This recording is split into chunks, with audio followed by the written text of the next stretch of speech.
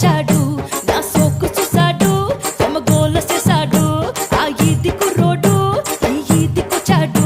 నా సోకు చూసాడు సమగోల చేశాడు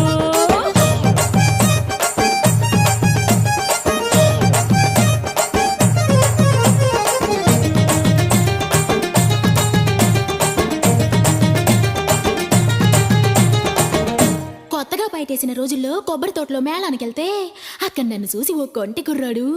16 పాపాని పేరేటన్నాడు ఉరకలు వేసే పాని ఊరేదన్నాడు మీ ఊరొత్తే ఇంటికి వచ్చే దారేదన్నాడు